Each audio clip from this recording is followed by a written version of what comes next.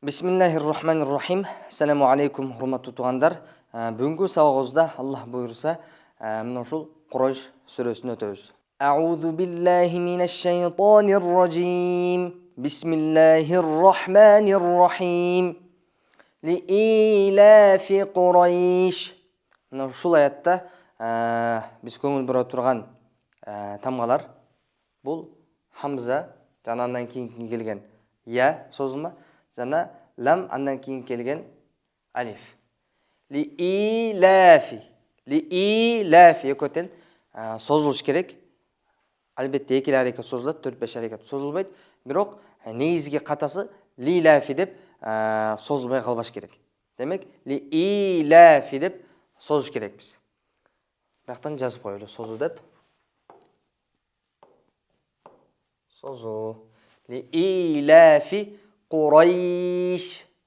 Құрайш. Бұл жақта я тамгасы. Негизи көп кездешкен катанын бериси Құрайш, Құрайш, Құрайш деп я тамгасын сүкүндүү эмес, касра менен окуган учурлар болот. Ошого я тамгасы көрүп турганыңыздардай сүкүндүү, сүкүн бойдон окуш керекпиз. Құрайш, Құрайш. Ал эми Құрайш, Құрайш бул ката. Ана аягында шин тамгасы бул тафаши деген тажвид илиминде бир сыпаты бар. Тагыраак айтканда, озу жайып, ишке абалда окуш керекпиз. Құрайш. Жыйынтыктап окуганда ли-илафи Құрайш.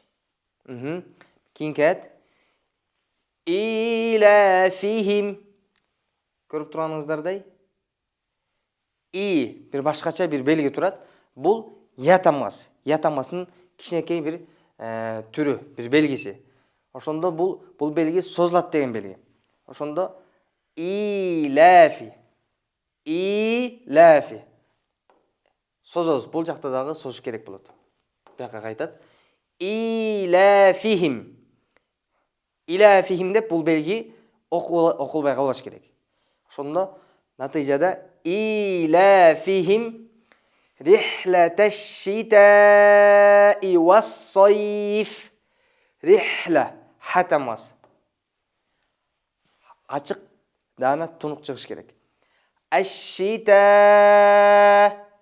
Көпчүлүк учурларда аш-шита вас-сайф деп кыскача созулбай окулуп калат. Ошого рихлаташ-шитаи вас-сайф деп аш-шита сөзүндөгү мына ушул толкунду созуп окуйбуз. Жыйынтыктап айтканда, аягында дагы бир кошумча айта кетчү нерсе вас-сайф фатамасын ачык билдиребиз. Вас-сайф. Жыйынтыктап окуганыбызда илафихим рихлаташ-шитаи вас-сайф. Кийинки 3-чү аят. Фальябуду. Бул жактан дагы айын тамгасынан көңүл бурабыз. Анан мына ушул созулма о тамгасын созуш керекпиз. Фальябуду робба хада. Созулбай калбасын. Созу. Бул жактан да созу. Фальябуду робба хадал байт.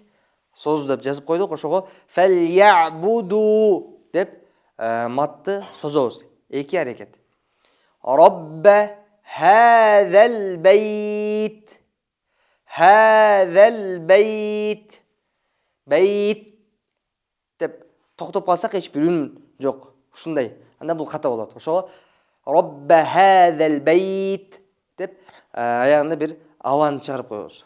Аван чыкканда натыйжасында байт деген бир үн, хам сыпаты билинет бизге. Хадал байт.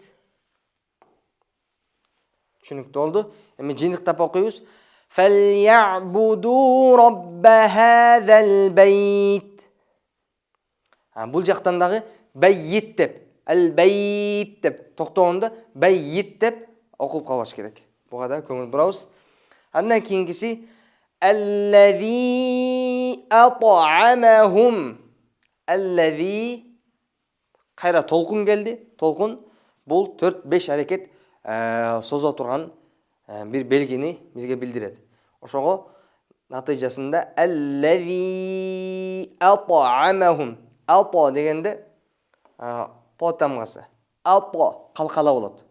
Қалқала тамгаларының бирөөсү, алар 5 тамга. Ошонун ичинен эң күчтүү тамгасы бул по тамгасы. Ат'амахум. Ат'амахум. Катасы ат'амахум. Ат'амахум. Қалқала кылмай калды, бул ката.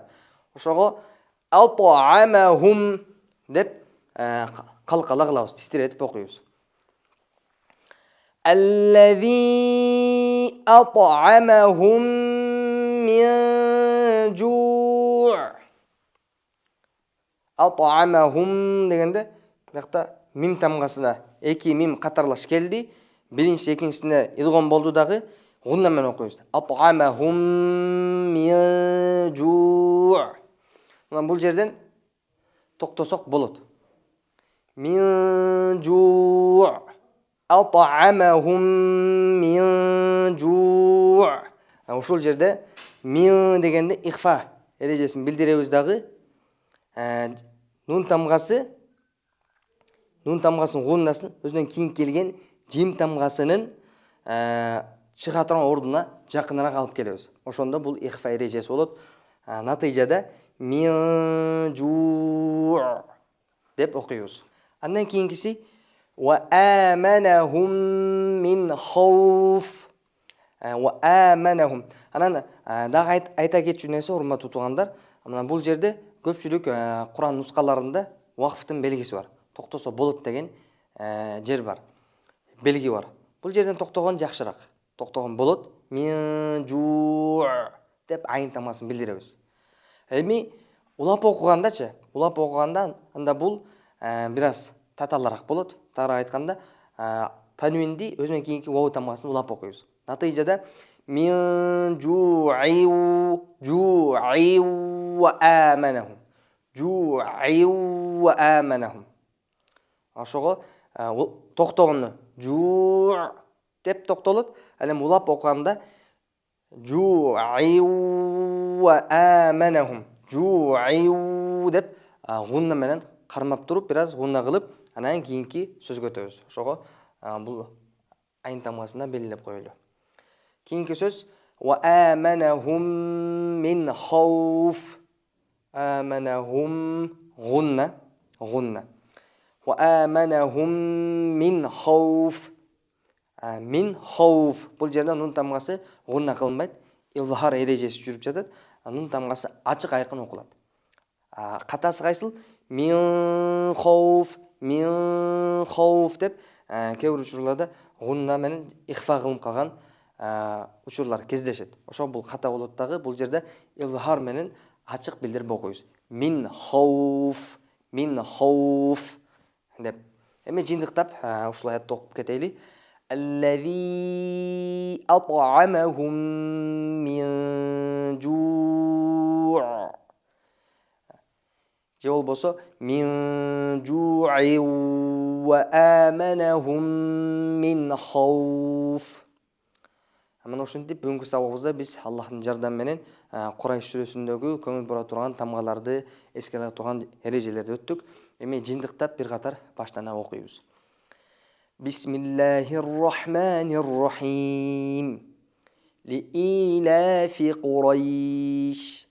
إيلافهم رحلة الشتاء والصيف فليعبدوا رب هذا البيت الذي أطعمهم من جوع وآمنهم من خوف.